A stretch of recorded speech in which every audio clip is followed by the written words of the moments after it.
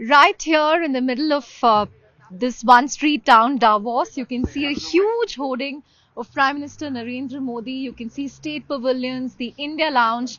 And joining us here for this interview is Mr. Deepak Bagla, the CEO of Invest India, the agency that's really responsible for wooing foreign investments in the country. Thank you very much, Mr. Bagla. You know, it's great to see such a strong India presence in the middle of this winter wonderland of Davos.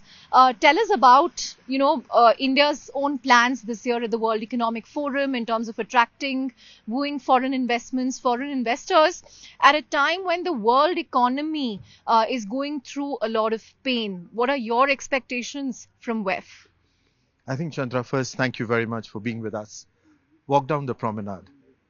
You feel proud today of being an Indian. Look at the India presence here. India is everywhere. And that sort of reflects the positioning of India, especially with the global investment community.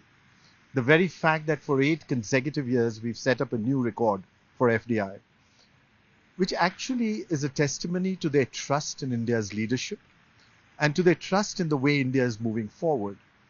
And you mentioned about what happened even after we moved out of the COVID. In fact, one of the points which is coming out when you speak with any of the investors and where their trust has really picked up is that even during one of the toughest times which the world went through, and we ourselves, India was one of the few countries, and Prime Minister Modi's government was one of the few governments which did not only take care of the entire efforts to deal with the pandemic, but also continued on the reform aspects of the Indian economy. And that shows the resilience where India is positioned today. So when you speak about where India is positioned in the global economic scenario today, and where you see the optimism for India's strength, we remain the fastest growing large economy on the planet. That is a reflection of all what is being done. This time we have one of our strongest presence in Davos. In addition to the large number of corporate and business captains which we have here, even from the government we have 4 senior ministers, as you know. But more interestingly, what I've noticed is, so we're doing a number of roundtables and chats here. For each one of them, we've had an overwhelming response. Right. In fact, we are now trying to see how we can accommodate the huge response which is coming from global seniors. Even on the forum, and if you look at what is happening in the forum, they mentioned to me that they have over 2,500 senior corporates joining them this year, which is the highest ever they've got in their history. And even within that, the India presence on their forums and their roundtables and their discussions is probably the highest from any other country. Right. This growing strength of India and the growing acknowledgement of India's leadership is what is very well getting reflected here. And the other very interesting element, if you walk down, so I don't know if you've noticed, we have a special place for inclusivity, and then we have one for sustainability. Right. These two are the pillars of the Honorable Prime Minister's vision, and add to that the 4 pillars which we are working on, which is infrastructure, which remains one of the biggest opportunities on the planet for any investor. Inclusion, very critical, as you know. Innovation. I think the startup story of India today, the innovation story of India today, is now acknowledged as one of the best stories ever which any country has experienced. Right. And most interestingly, all 3 of them leading into investment. Right. And when you look at all these, the pillars which are now taking us forward, I think the global investor community's trust in India's future is well borne by the entire kind of attention, and the response to India's presence here is being magnified. Right. Mr. Modi said that, he wants to turn red tape into red carpet. What more do you think needs to be done when it comes to the ease of doing business in India? Because at least we've seen many startups flipping from India to different geographies such as Singapore, Delaware, Dubai, and so on. So what more can be done to really improve the ease of doing business? Chandra, very interesting you mentioned that. Look at the entire thing about India is that the opportunity of India is now fairly well established. More importantly, within that opportunity is our ability to create capital absorption projects for the global investor, which is also now on the increase. And there's a lot more we are working on that to make that happen, because the opportunity requires the ability to bring that capital in. But the most interesting thing, and you mentioned startups and unicorns, is the ability to access that opportunity.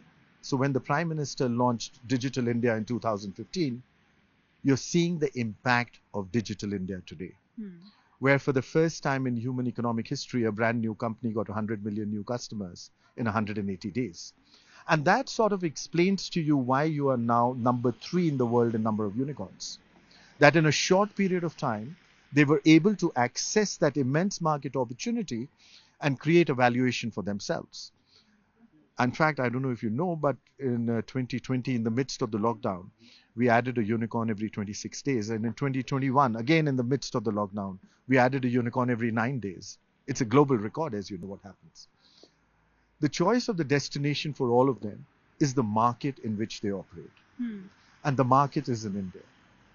Some of them may have some other imperatives where some of their investors might be wanting to do.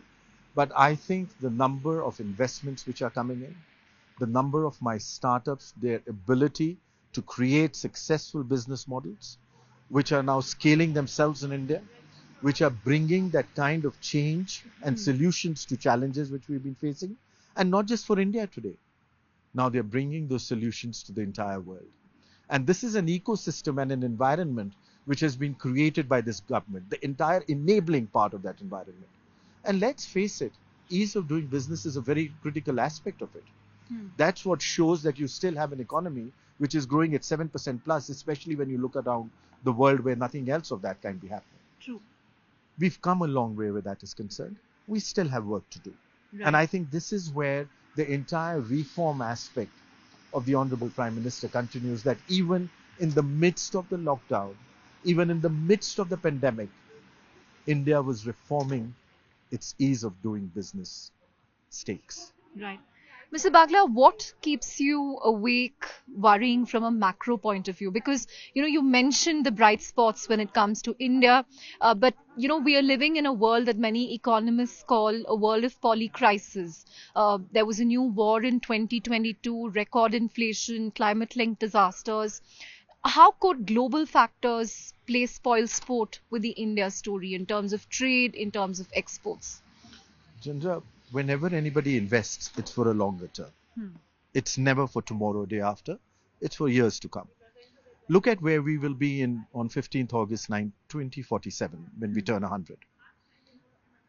We'll be about 1.6 billion in human capital. 21% of the world's workforce will be in India.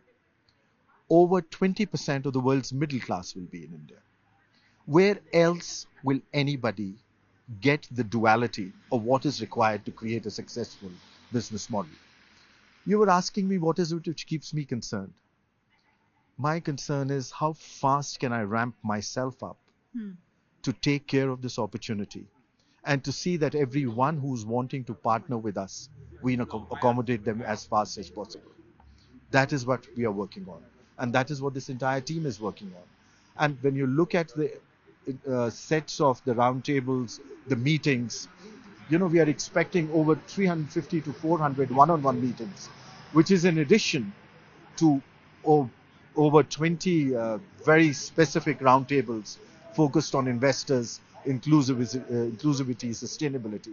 And most importantly, Chandra, let me tell you, if you look at India's rankings, and there was a study done by a Japanese company recently of global companies, one of the countries which ranks in the highest levels on efforts towards sustainability is India. In fact, if our ranking vis-a-vis the entire peer group in Asia is on the top of the charts where that is concerned. And that is now a very significant part which the investors are acknowledging. India's entire efforts towards sustainability, India's entire efforts towards inclusivity. And in fact, look at it, the world's first green revolution will now be happening in India. Right. Final question, Mr. Bagla. We are just 2-3 weeks away from the union budget. Is there one reform wish list or one big reform that you would like to see? I think we are just continuing the entire story of reforms. We're just seeing that we can take it to the delivery points where they are. That has already started becoming. And that reality is happening soon. And we are continuing on that path. And I think the budget will continue to reinforce that. Finally, give us some tips and tricks. What should we look forward to at the India Lounge? Do you have something interesting lined up? It's a huge lineup and it's extremely interesting. And if you look at the kind of interest which we are facing and requests from corporates and investors across to be able to attend them, that itself shows. So my suggestion, be in the lounge and attend each one of them.